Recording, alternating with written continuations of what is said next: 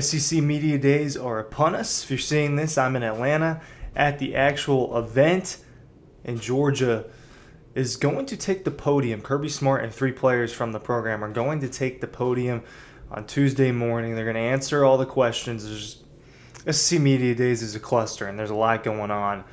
But I've got a few questions that I think are things that need to be discussed with Kirby, with Gunnar Stockton, Dalen Everett, and CJ Allen, the players that are going to be there this week. There are some things that we want to, everybody, whether you're affiliated with the program or not, want to know what's going on with Georgia. And I've got a few questions written down. Let's talk through them. I've got 3 things that I think are really worth discussing this week with the Georgia football program, and the media will get an opportunity to do that here on Tuesday. Ryan Curley from Dawg Post. Make sure you're going to dawgpost.com. Make sure you're checking out all of our content over on the website. And look, it's the best way to keep up with us this week. We're going to be producing a lot of videos. Dean, Matt, and myself will all be in Atlanta putting the content out there. But make sure you're going to the website as well, dawgpost.com. So, first thing I want to ask, I'm not directly asking him this at the moment, but how have the young players progressed this offseason? I think it's a really important thing to know. Obviously, they go through like some winter workout stuff, and then they've got spring, and then they do summer workouts. So that's all that's happened. Fall camp hasn't happened yet. And look, I'm assuming if I directly asked Kirby this question, he would say, I'll let you know during fall camp or after fall camp, after they get through that. Because especially freshmen typically have a difficult time with their first fall camp, as they've all stated in the past. But this is a team that's going to be relying on a lot of younger players, on a lot of players that are inexperienced in this Georgia football program, right? There are transfers, there are freshmen, there are sophomore. All of those players are going to be key contributors to this football team. And it is a concern that Kirby Smart discussed a handful of times and was calling his team out and was discussing how it was a problem, how inexperienced he felt that his roster was and how much transition there was. You lose a lot on defense, right? Like, just counting real quick: Jalen Walker, Michael Williams, Chaz Chambliss, Smile Munden, Warren Brinson, Nazir Stackhouse, Malachi Starks, Dan Jackson, right? That's like 8 guys that mattered a lot. And that's just me off the top of my head. I don't have it all written down.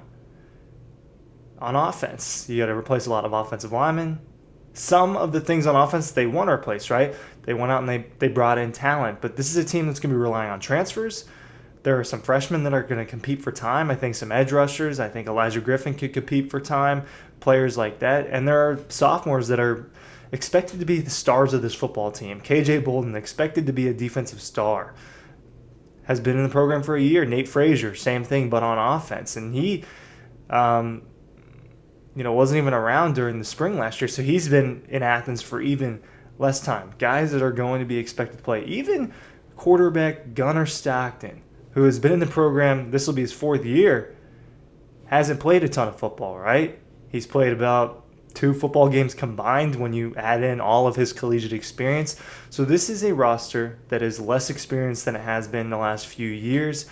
How have the young players or players that are just new to the program progressed, I think, is kind of the overarching question there when you are examining that. So that is the first topic that I think is worth discussing this week with the Georgia football program.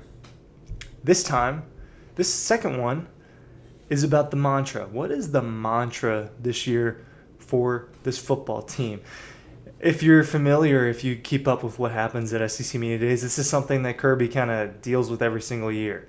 He gets up there and he talks for a while, but there's a mantra, right? And 2 of them that stood out in the last couple of years. I believe this one was in the 2022 offseason. So in between the back-to-back national championships, Kirby said, "We will not be hunted at the University of Georgia. We will not be hunted." He was talking about how, look, they may have been the top dogs. They may have been the national championship winners, the reigning champions, but that doesn't mean that we're going to let other teams hunt us and have the target of Georgia. He wanted to target the rest of the country from that perspective. So I think that is an interesting one that he gave out a couple years ago. Another one, this was after the 2022 season, after they won again. The mantra was better never rests. Better never rests, right? Georgia obviously ended up failing in its quest to have a three-peat, to win 3 straight national championships, but the mantra that year was better never rest, and that the best doesn't just sit around. They're always working, right? Kind of essentially what that meant. So what's going to be the mantra this year? This is a football team that is coming off of a season where it was projected to be one of the top 2 or 3 teams in the country. It was ranked number 1 early on in the year. You had a Heisman frontrunner heading into the season, a potential number 1 overall pick. Obviously, you end up with some actual first-round picks on that defensive side of the ball. It ends up being this crazy season that is super memorable, and they had to go through a huge gauntlet, and they ended up winning the SEC championship. And it didn't feel like that was going to happen for a good month or 2 stretch during that football season, about somewhere in between that period of time where it was like, Georgia's not even going to make the SEC championship. At least for a couple weeks it looked that way. They ended up gutting that out, and they brought a trophy to Athens. And then, the following game, it ends in disappointment. They don't make it out of their first college football playoff game of the playoff. They lose in that quarterfinal Sugar Bowl game after they earned a bye, winning the SEC championship game. It was a weird season. It was disappointing in the end because this team wants to compete for national championships, and for 2 years in a row, they didn't get close enough, right? Closer in 2023 than they were last season. So what is the mantra for this football team? It's a football team that's got, like I said, had a lot of turnover. It's different. Gunnar Stockton's going to be the quarterback. I'm very curious, and we're not going to have to wait long to get the answer to this, as to what are they talking about? What is Kirby Smart saying? What is the actual mantra this year? Better never rest. We will not be hunted. What is it going to be? So the last thing that I think is worth discussing, and I think you'll get a pretty quick yes if you actually directly ask Kirby Smart this. To me, this is more of a Dalen Everett, Gunnar Stockton, and C.J. Allen type of question that I'm going to field to the players. Do you feel that there are players on this offense that can make a difference? Are there real playmakers? Georgia lacked that last year. When they won national championships, they had a lot of playmakers. They had Brock Bowers, A.D. Mitchell, Ladd McConkey, James Cook, whoever. Last year's offense lacked that. Right, they had moments where they had playmakers. Right, Trevor Etienne really balled out against Texas twice, and Nate Frazier looked good in some moments, and Carson Beck had a really great game against Tennessee. But they didn't have like a go-to weapon. They didn't have a go-to guy, or a couple of them. Georgia lacked playmakers on the offensive side of the ball that could. You say, hey, look, it's the fourth quarter. We need a drive. We need a 25-yard completion. I'm going to you. They just didn't really have that last year. So, do they have that this year? Does this program feel that they have that this year? Think about it. They went out and they got Zachariah Branch in the transfer portal. They did the same thing with Noah Thomas and Josh McCray. They added offensive playmakers through the portal, right? They brought in some freshmen. Is Zachariah Branch that? Is Noah Thomas that? Is Josh McCray going to help with that? Does Nate Frazier step up and is one of the premier running backs in college football?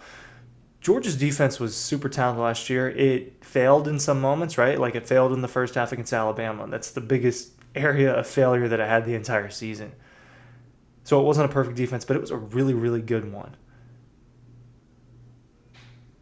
Probably going to have the same defense again, right, in terms of just quality. When you look at this Georgia team, you look at how talented it is.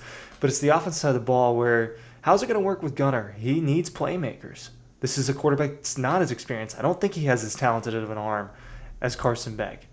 So what happens when you go and send him out there with a bad offense? Well, the Notre Dame game is going to happen again. So to avoid that, they need guys like Zachariah Branch. Is he that?